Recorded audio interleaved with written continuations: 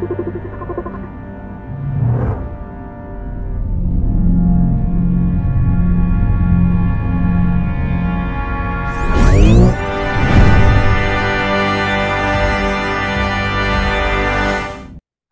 fellow travelers, and welcome to Versus Stars podcast. All my loyal listeners, thank you for continued support. And remember, click the subscribe button, everybody. It's an amazing episode because Nathan Frankowski boards the mothership. He's the director of the Devil Conspiracy. Come aboard as we go traversing the stars. Hello, Mr. Frankowski. Thank you so much for coming to the Versus Stars podcast. Thanks for having me. Good to be here. Totally my pleasure, sir. I got to watch the Devil Conspiracy. It's a fantastic show, and I look forward to talking with you, sir. Good to hear. So we start off with a question of inspiration. So what inspired your love for film and who are your earliest influences? I guess I can answer this in two parts. I grew up in a small town in Canada, in the Midwest, Saskatchewan, and my parents weren't cinema lovers. So my only exposure to movies was a channel called Super Channel, and we didn't have Super Channel, but our friend did, and he would record. That's kind of like HBO, I guess, and he would record movies and then give me the VHS tape, and that was my only kind of exposure. So I watched a ton of movies, but I watched like a small amount of movies many times. Like these were like Back to the Future, Teen Wolf. Some of the more adult ones would be Big Trouble Little China, RoboCop. I think that was my first really sense of murder in a movie, and I was just blown away.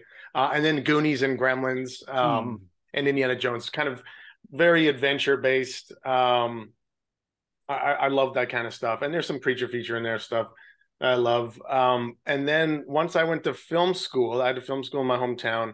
I worked at a place called Rogers Video, which is like a Blockbuster.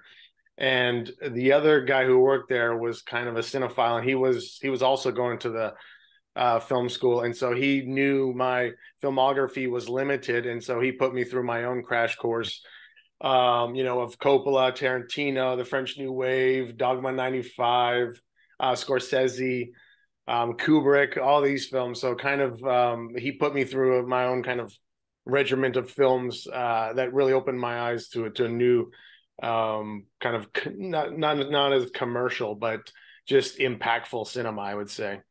So when did you realize that being a director was something that not only was doable, something that you'd be talented at?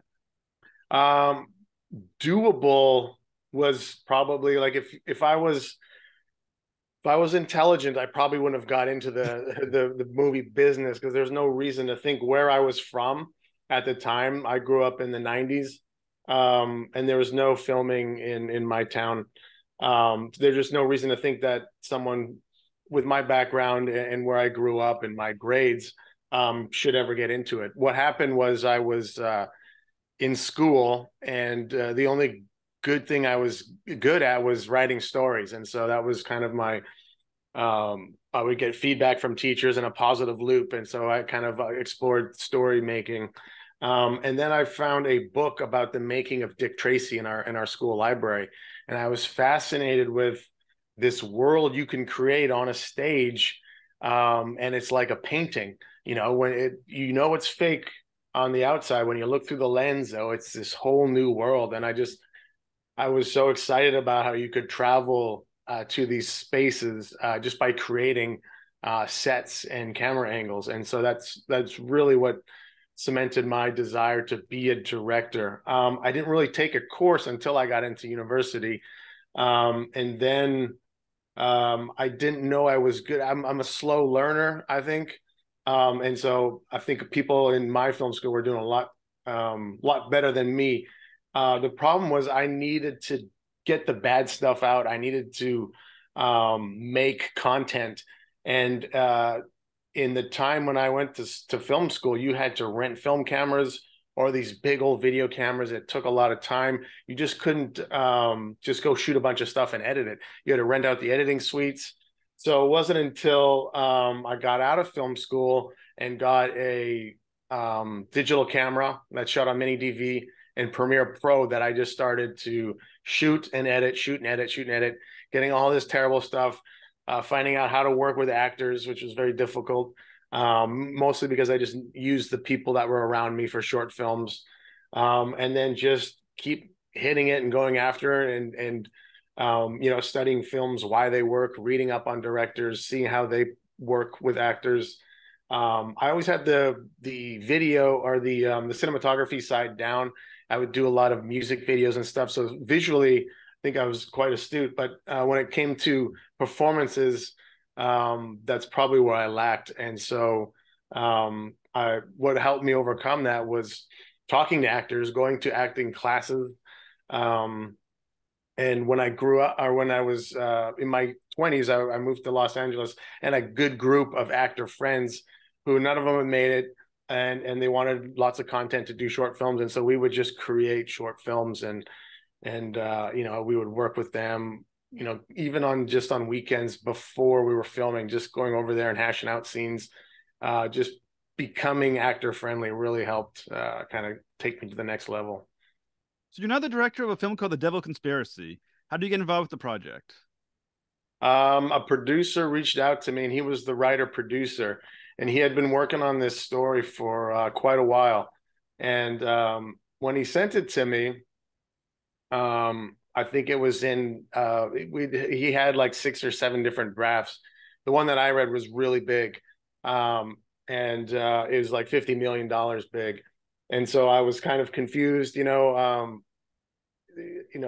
you have this much money? Like, what's going on? And I kind of let him know where I thought the budget range could be. But I think the reason he picked me, he'd seen a film that I'd done, and he knew the price tag on the film was a lot less. It was a lot less than what it showed on camera. So the film looked a lot bigger than it was, and so I think that's kind of what he honed in on when he saw, or when he came after me. So he knew that it's a big project, and he didn't have a lot of money.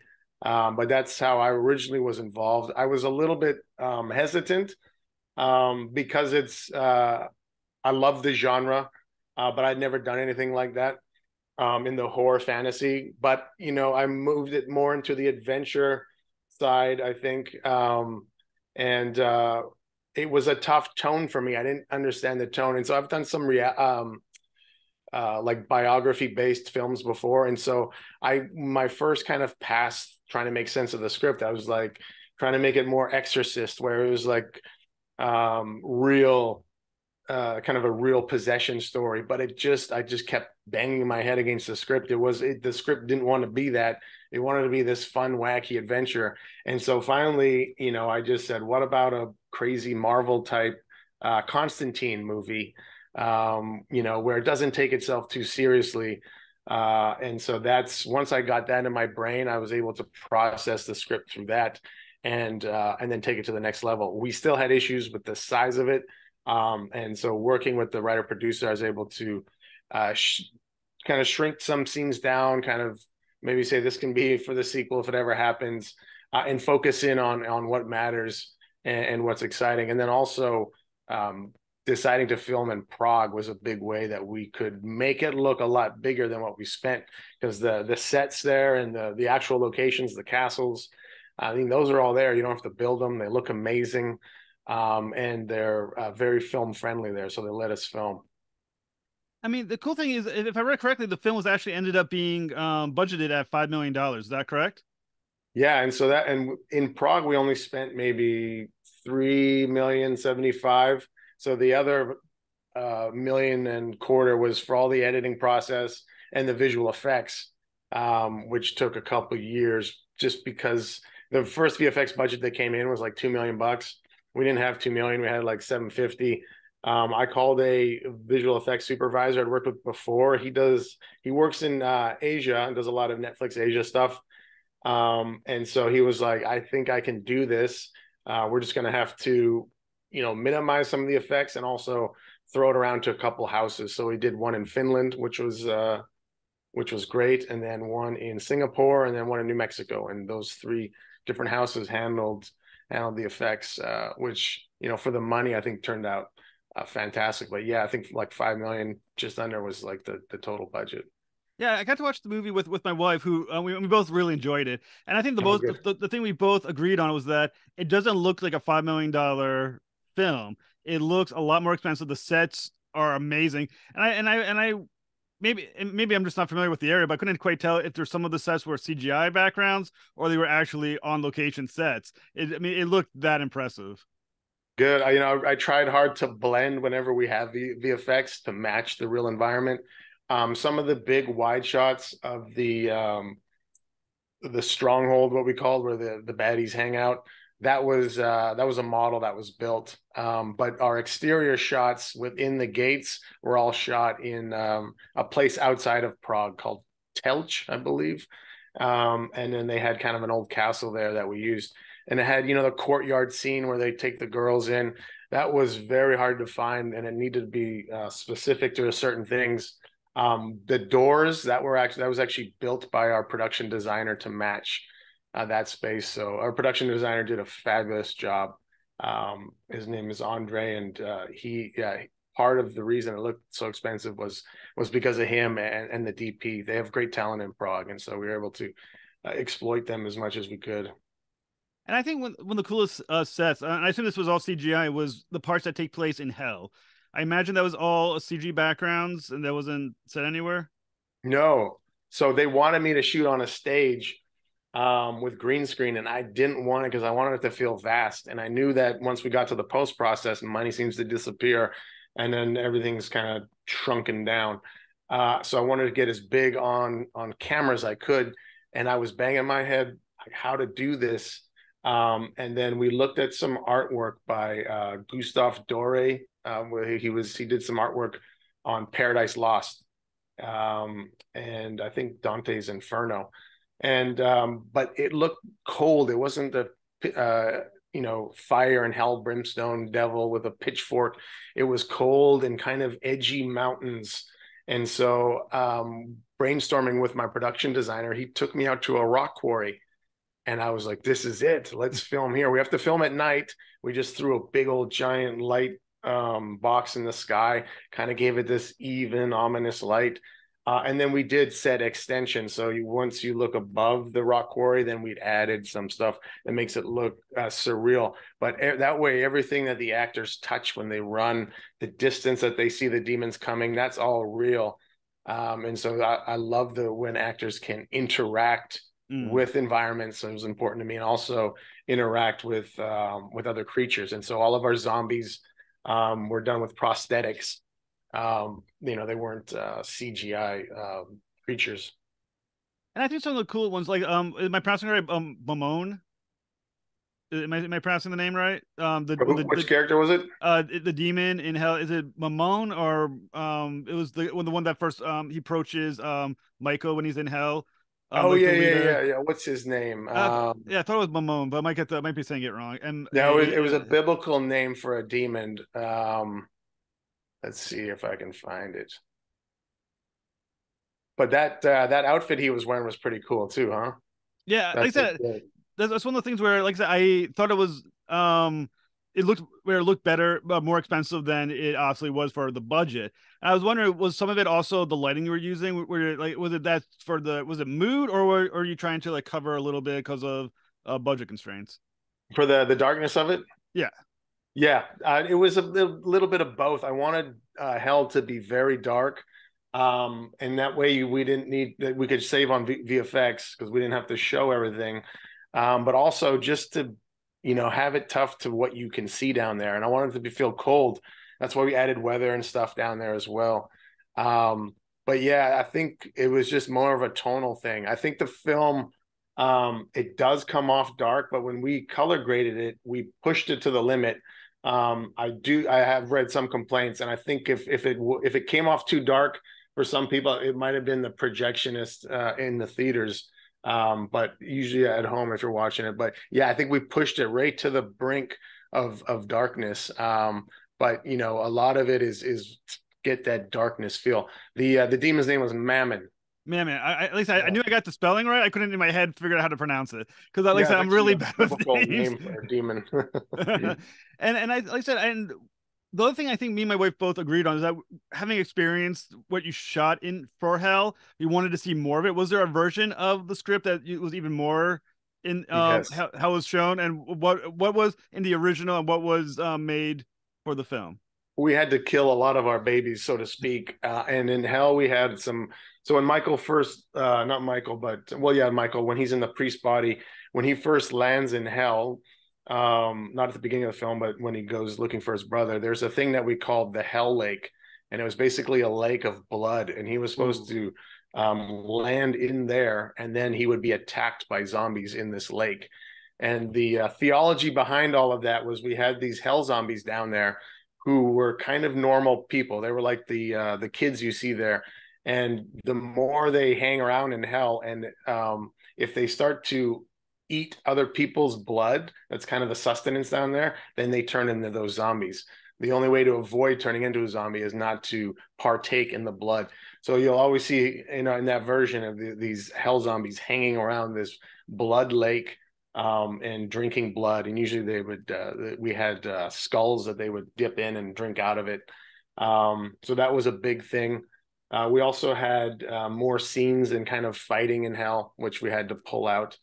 But yeah, that was unfortunate. We just didn't have time. I think we had 4 days to film all the stuff in hell, and we really, the blood lake was, man, I tried to make that work. I just came up with so many ideas. We actually went out to a real lake surrounded by like kind of a cliff, and see if we could make it work there, if we could tint it red and post. But yeah, maybe that's for the sequel. That would be awesome. Is there a thought of a sequel coming? No, we always had an idea, just because the ending lends itself to one.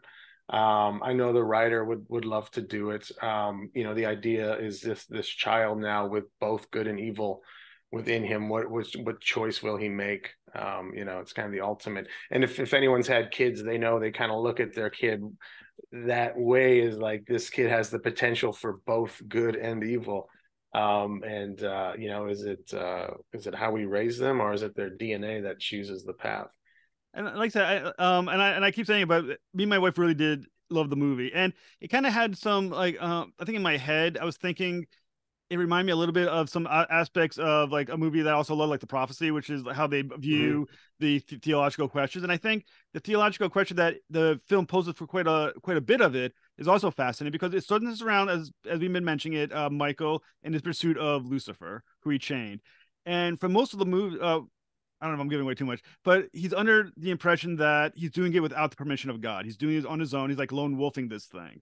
Correct. And did that demonstrate, in your opinion, a lack of faith in God on the behalf of Michael, or was it a faith that God would eventually intercede if Michael showed his own sacrifice into participating? I wouldn't say it's a lack of faith. I think it's a lack of, um, it might have been his hubris or his pride. I think that he thought he didn't need to ask God about this. You see that, I think, in modern times, in these, let's take a religious reference. Let's say a church all of a sudden builds a mega church, and they didn't really check if they were supposed to. And then all of a sudden, they're going bankrupt. So I think a lot of people that are quote unquote close to God assume a certain thing without actually daily checking in with him, which Michael should have been doing, because then he would have known this whole plot along the way. So it's kind of and that was our one kind of arc that we took Michael on. So I would say it was more of his pride that made him think he didn't have to. But he would have to start questioning God at that point, because it does seem crazy that he would allow this to happen. Mm. And once again, talking about the idea of hubris and pride, I mean, obviously that's the great sin of Lucifer, of his brother, he just punished. How close then is Michael then to his brother on some level, on some basic level, then, if they both had that level of hubris? I think it's important when we think of angels that they do have the capability to sin. And so that was something interesting to play with Michael. And we all of a sudden, if you believe in the theology that the devil did make a choice and rebelled against God, then you would think the other angels do have that potential. So they are kind of one accord in that DNA. Obviously, Michael does have the ability to see when he's wrong and to change course. But yeah, that still fascinates me. And I'm actually playing with another script idea where is there redemption for a fallen angel, would be a Mm, kind of a curious path to explore as well. But I've always loved that idea of angels and how close are they to, they're not robots. I think they right. have their own will. And so then in their will, they would have to be constantly choosing, I guess, to follow God. It's an interesting thought experiment. Yeah, I really think that was the most fascinating part of the movie is once again you have the character. God is kind of he's not there, but the idea of him and the presence of him is throughout the film because it's more of the absence of him that is noticeable through Yeah, considering the action and how you wrote Michael. It was just a fascinating combination of characteristics, and I think that was one of the most interesting through lines of the entire film. good. I'm glad you picked up on that. That's awesome. And Michael was fun to play with. We made him kind of very mission driven. Doesn't check a lot, feelings or how are people going to react to this. He just is a go go go, kind of Terminator-esque, I guess. Um, but he does eventually come face to face with reality down in, which is great because he ends up exactly where he chained Lucifer. He Mm. ends up chained in his spot. And so that's kind of what it took for him to realize the path that he took. Yeah, so that's cool. I'm glad you picked up on that. Yeah, especially because you had also the idea of tyrant. There was a question of well, Lucifer's people called God the tyrant. We all Mm-hmm. would assume Lucifer, based on just his existence, is the tyrant. And on some level, Michael took upon himself to also take control. It was an interesting combination of all these characters and how, you think of the thing of like fathers and sons, they're not that all that different from each other, and how they looked at a problem apparently at the end. And I think the other part that's kind of interesting too is that God has a plan but he apparently didn't share it, which you think, what the hell, dude? Yeah. Well, we wouldn't have a movie if he shared it willingly. I think Right. it was more to have Michael check in with him, which he didn't do. What was the issue? But yeah, and Liz, the female character, she does empathize with the devil and give his kind of sympathy for the devil, explaining that him and God were equal at some point, and God became a tyrant and made the devil bend his knee. And so you can kind of feel a Braveheart um, uh, justification for the devil in that sense, I guess, if they did view each other as equals. Now, based on the normal concept of the Bible, once again, you have God, and you have an angel, Lucifer being the first of the angel. When Liz is saying that they were equals, is that just a perception or a bias on her understanding of things, or are we saying that's a different view of the theology for this world that you created? No, that's definitely the devil's perspective of where he sat, and also Liz's justification of that. But we know where he sits in terms of the rank because of what happened to him. Yeah, and I think another cool thing is that once again the name Laura Milton obviously is a play on John Milton from Paradise Lost, and he does Yeah. give and the Lucifer does give the line better to rule in hell than serve in heaven. That's another was a cool Easter egg to put in that film. I really enjoyed that. Oh, good. Glad you picked up on that. Yeah, we used Paradise Lost quite a bit as kind of inspiration. Now, once again, the idea of often the depiction of the angels for we got to see Michael as his angel form, which you used a black actor for Michael, which is I thought was very cool and different than is often depicted in Western theology. Was that a statement you were trying to make? Was it just because it was the best actor for the role? I think it was main. I mean, I think it was very cool that it ended up being black. But the reason I chose him was because of Spartacus. When I saw him in that, and he just had this presence about him, and I Hmm. thought, man, if I wanted someone to be my guardian angel, it's Peter Mensa. But I do like what it does because he is black. The interesting thing is all the art through history, of course, has been Michael as kind of this Hmm. white person. Even the statue that they're talking about is this, white statue. Um, Also, what another cool thing is the thing that he chains around Lucifer's neck. The artwork for that is actually from slave times when the slavers would put that around the slave's neck. So that was kind of a cool thing to see our black angel do that to our white devil.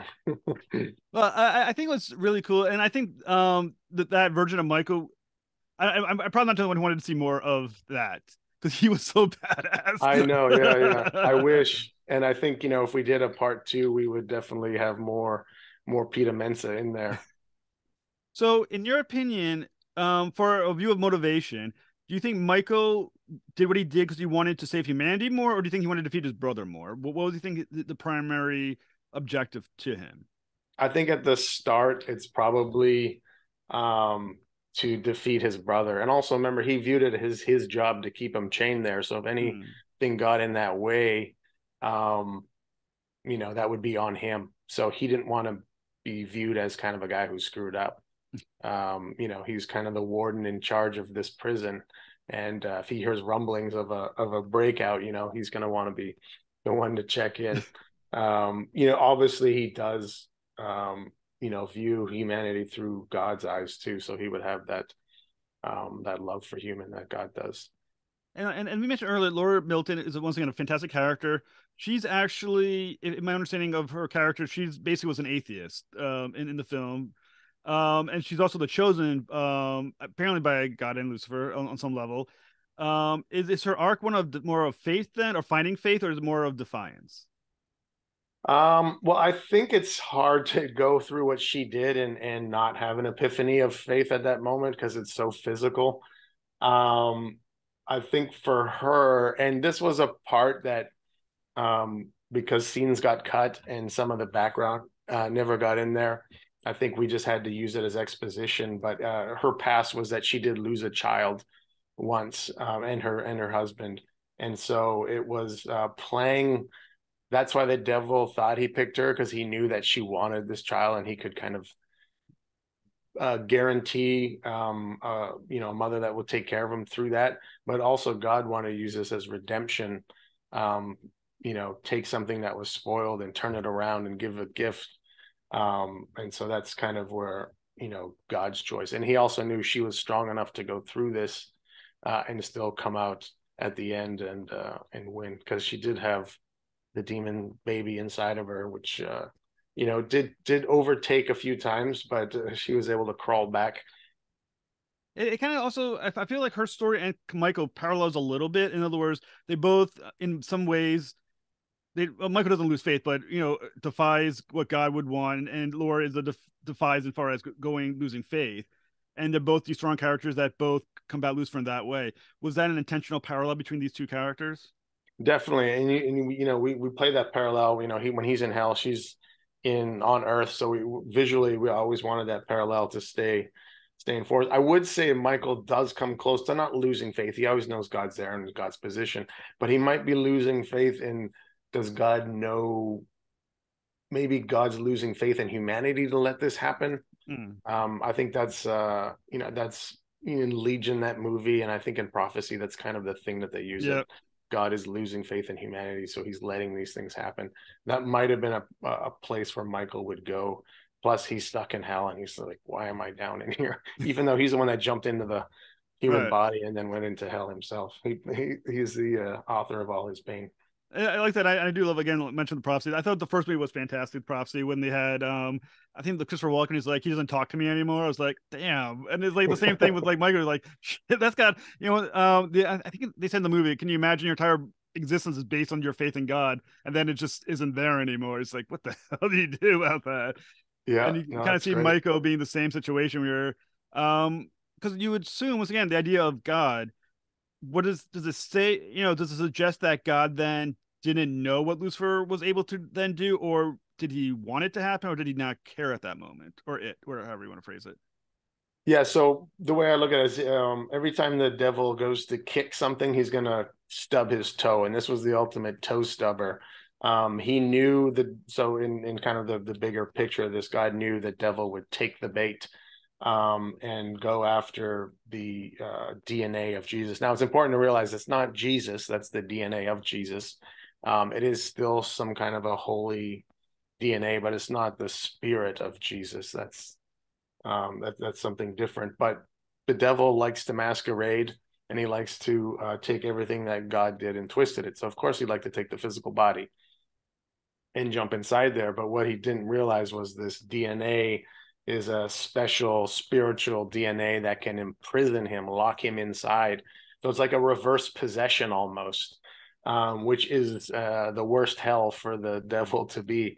And so it is kind of a wanting up of the devil, um, so to speak.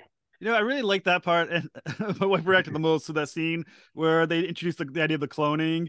Like Michelangelo say, then they're selling the babies. My wife's like, "What the fuck? I can't believe what are they? You can't do that." I was like, and I thought that was something so fascinating. I was like, I really wish that can be explored too in another film. That was absolutely fascinating. Yeah, and so I mean that is kind of a tangent we could go off of. One of our earlier drafts had kind of like an Indiana Jones DNA hunter um, kind of character, but that one was more the bigger one. But that is a fascinating idea, especially where we are with science right now. And that was a big Mm. theme with us is, science versus religion, the modern versus ancient, and how they're going to collide. And I kind of like what you mentioned as well. The idea of the new baby Jesus, or for the film, is that, as you said, it's the DNA of Jesus, but it's not wouldn't be the soul of Jesus. So you Correct. could Yeah. clone the individual, but you can't get a soul. So would the soul then be? I think really was is the soul then technically a new soul, Jesus soul, or would it be like soulless? I don't know how any of that. I thought That's interesting. Yeah. it introduced so many interesting theological questions in your film that it was a nice film to be, because you got to think about it and hypothesize about it as hours later and into the next day. Yeah, we really hope that people would have kind of fun with it. And it does pop up these questions of, what if we do clone someone and if you do believe in a soul, does that, where does that come into the whole thing? Mm. And then, but again, on a bigger level, it's just kind of a metaphor for humans in general, which is, there's good in us and then there's evil in us and the Mm. potential to do. That's the ultimate. You have the devil and the DNA of Jesus. And any pregnant woman will tell you too that it feels like your body's being possessed, with this child overtaking with its needs, over. And so it is kind of a theme of possession throughout it. And that bleach scene is kind of crazy as well, where Yeah. she's trying to end it. So some people I have heard about it as like a pro-life film or a anti-abortion film, but it is just a scene, and I think that's what she would try to do if she had if you had Hitler inside of you, what would you do? That's kind of Right. the question, right? So I know we mentioned a little bit. So, like, what do we have for whispers of potential sequels? Is something you think is likely, not likely? Um, Probably I would give it like a 20% chance. Mm. There's some fun storylines that we've talked about. Um, but yeah, it would just have to be schedules that kind of align and things like that. But this genre is definitely a sandbox I like to play in. It is my first in this, but the scripts that I'm working on now writing, are moving this way. So I found a great house to work with prosthetics. They're called Millennial Effects out of England. They do incredible. They did the Big Beast. They did the Devil, all the demons and stuff.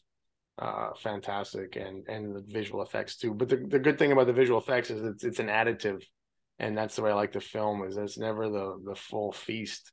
It's kind of the salt and the pepper on top of the meat, and that probably comes from my love of the '80s films. Where they have puppetry and stuff like that. So, where for our listeners, where can they find the Devil Conspiracy?